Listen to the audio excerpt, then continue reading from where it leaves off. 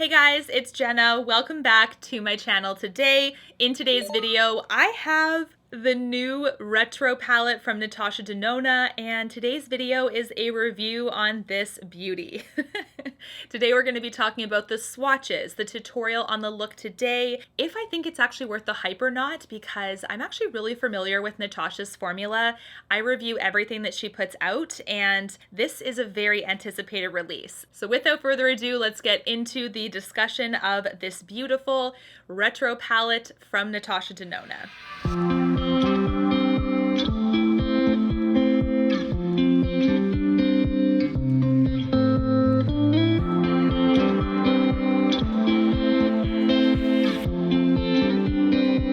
First of all, let's talk about the outer packaging. This is actually the outer packaging, I should say, where the palette rests in, and it's a really beautiful, just sleek packaging, very secure. When I did order this from her website, I actually did get quite a bit of bubble wrap and cardboard box on top of cardboard box. So she's really trying to secure her palettes because these pigments and the formulation is really susceptible to breaking. Other retailers like Sephora used to do some things a little bit different and they didn't package it well enough. So now they're a heck of a lot better, and that's good because we want our little baby to arrive in one piece. The outer packaging of the palette itself is so pretty. It's a reflective, like pale pink. And this outer packaging is gorgeous because, of course, it's on point with what is inside. Inside the palette, oh my goodness, it's so, so pretty. Now, here's the thing. Mini Retro is this palette. It was released first. Do you guys see any resemblance to the shades on this side? Because I don't. I don't understand where she went with this palette. I do really like the packaging. I like the shades inside. I like the theme of the shades because this is very mauve and burgundy, just gorgeous like pinky browns and rich tones, but it doesn't resemble Mini Retro to me. So Mini Retro just has a completely different vibe, and it is interesting because I do know a lot of people were a little bit disappointed in that. I don't know if it was just because she was trying to make a complementary palette to the Mini because this Mini was released first. It's kind of one of those things that you could for sure make something happen, but this palette is almost like perfect by itself, and this palette is almost perfect by itself. So it is rather odd. I don't know. Let me know your thoughts about that down below. If you know of any inspiration as to why she called this palette retro, in my opinion, this could be like maybe an extension of her Love collection. It's not quite the same as the Love Midi palette or the Love Mini, but this is closer, in my opinion, by a long shot. When you look at the inside of the palette, there are quite a few of Natasha Denona's formulations in this palette, which is really nice to see. We do have some metallics, we have some duochromes, we have some cream to powder, we have some cream to matte. So there's quite a bit of some beautiful finishes in here, and that's another thing I really like when she does do a midi palette and it's representative of all the formulations that she can create. The price of this is the exact same price as her other midi palettes. Her midi size is basically a middle size. She has bigger palettes than this, and she also has the minis. So this is 65 American dollars or 87 Canadian. It's going to be at Sephora starting September 2nd. Then it's going to roll out to other retailers and internationally from there. On the first row, we do have the shade Glitz. Glitz is a duochrome. The next shade is Andy. Andy is a cream to powder. The next one is Jude. It is a metallic. Maud is a cream to matte. Vivian is a cream to powder. The next row starts off with Groove. Groove is a cream to matte. Opart is a cream to powder. In the center of the palette, we have Psychedelic. Psychedelic is actually a crystal or a topper. Go-Go is a cream to powder. Patty is a cream to powder. Swing is a metallic. Nude Mauve is a cream to matte. Rebellion is a cream to powder. Helio is a metallic. And Amara is a cream to matte. Psychedelic is in the center of this palette. It is her crystal or her topper. She describes this formulation as basically a gloss over top of any other look. And it's interesting because it's a really beautiful shade. It has enough pigment underneath it that it doesn't seem to just be like a shimmer topper, but it's just this really silky shade. Now, interestingly enough, the Galaxia shade in Mini Retro is also the exact same formulation. Galaxia is the one where my thumb is pointing. If you can see, it's that very pale pink shimmer. So it is right here. This is Galaxia. If you're familiar with this palette, it's the exact same texture as Psychedelic in Retro Midi. I do see the potential for some people thinking that this might be too much of a monochromatic palette. Other people may really, really like that. So for me, I actually love it. I think it's a great thing, but I also really like to have palettes where I can visualize looks quickly and not have to try super hard, especially if I don't have a ton of time to put my makeup together. This actually is, I believe, the Midi palette with the most cream to powder finishes as well. So do keep that in mind if you are a fan of this formula. Or if you aren't, just keep that in mind as well because there's quite a few in this palette. To me, this palette is more cool toned. It has lots of nudie colors in it, like nudie colors with little pinks or some burgundies or mauve. It's just so wearable and so stunning. It's almost like if glam and love had a baby. It's kind of like my little visualization of this palette. It is just so beautiful, and I really, really underestimate how gorgeous cool tones can look against brown eyes. Every time I wear them, I am so surprised, and they're just stunning, stunning shades. Now for my look today, I actually went all over the lid with the first shade here. This is Andy. Andy is right here, and Andy is such a gorgeous shade. I actually used a Rephr brush all over the lid here, and it blended beautifully, it layered beautifully. This is the Natasha formulation that I have come to love and to expect, and this one absolutely lives up to my standard of what this should be.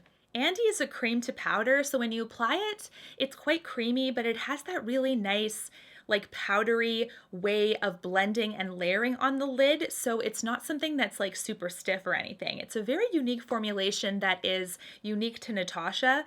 I just love how this is performing on the lid. I am very, very impressed right off the hop. The next shade I wanted to use was actually that gorgeous glitter topper shade, Psychedelic. Like I mentioned in the beginning, it's in the dead center of this palette.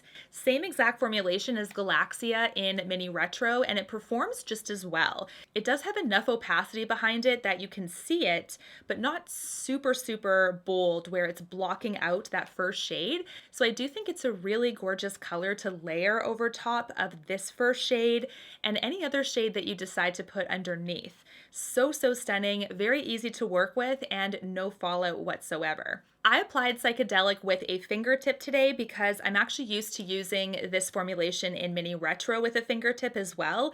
Knowing that, I knew what to expect, and it performed just as well as the one in Mini Retro. The next shade I wanted to go in with was one of the mattes. No, cream to matte. There we go. The next shade is Groove. It is just over here in the second row, and I wanted to deepen the outer edge of my look today using this shade, and I think it's so pretty. Again, using a wing Goss brush. I actually use the wing Goss brushes and the Rephr brushes interchangeably when I work with Natasha Denona's formulations. I just think they're the best, like natural haired brush to work with her product with, and this is a really, really beautiful smoky shade for this look. Just adds enough dimension where there's some difference there to smoke out the look a little bit, but it still keeps it really nice and soft too. It's not a super loud purple. This shade blended out beautifully in the outer lid there, and it also layers really beautifully. I added a couple of layers to intensify it a little bit because one layer was just a little bit too soft, but this look is really coming together, and so far, not a pinch of fallout on my face either. The last shade I worked with today is on the top row as well. It is Jude.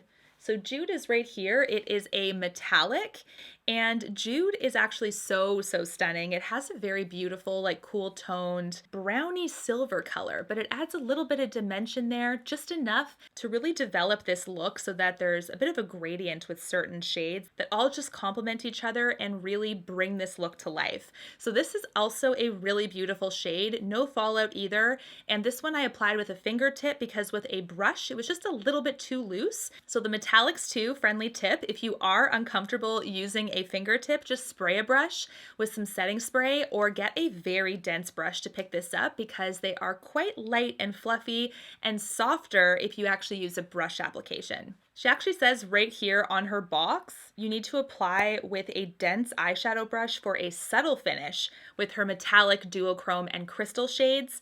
For a high pigment payoff or a foiled look, you're going to need to spray a brush or use a fingertip. So that's even Natasha's tip on how to best use these shades. Now here are the gorgeous swatches of this palette. I just think it's so pretty. It's a very nice surprise for sure. Natasha Denona describes this color story as romantic burgundy and mauve shades combined with gray browns, taupes, dusty roses, vintage pinks, perfect to create romantic retro inspired looks. And that's absolutely the case with this one. It's just very interesting how the mini retro, I don't know, like especially these two shades here, I don't think were represented in the midi palette at all. And even these are a little bit more like peachier colors. And I don't really see that here. I don't know, do you guys? Like it's not quite what I was imagining, but that aside, this palette has really impressed me so far. I haven't tested every single shade yet, so I'm not gonna like for sure say this, like, you know, Scout's honor, but this is giving me like glam vibes, guys. Like glam is so good, well performing, every single shade is fantastic, and this is well on its way. So with the snapshot of shades that I have tried today, this palette is so worth it, and I mean, this is a Jena palette. I have a few kind of shades that I lean to on a regular basis, pinks, purples, nudes, cooler tones from time to time. This is just so, so gorgeous. And I definitely see this with like date nights and Valentine's Day a little bit more than her Love palette. Her Love palette to me is a little bit bolder and a little bit brighter. This is just like more wearable for every day, I would say, if you are not someone that typically wears bold color. So this is why I would say this is one that is a very strong first impression. I highly recommend checking this out. I really don't think you need to have like crazy skill to put a look together. This is a very cohesive palette, and I'm just really glad that she released this. So do let me know your thoughts down below. Is this a palette that is on your wish list? Are you going to wait for a sale? I know VIB sale is coming up at Sephora. Could be a good option to pick this bad boy up, but I really like the price point of this too. I think it's more digestible than some of her other palette prices, and the quality so far, like I said a million times, it is on a really good direction here. So very, very impressed. If you have any questions about this palette, I would be happy to answer them. Thank you so, so much for watching, and I really hope this was helpful for you. Don't forget to subscribe for more Natasha Denona palette reviews. I always review every palette she does, as well as other high-end and luxury brands that you might enjoy. Until my next one, guys, take care and stay safe. Bye, guys.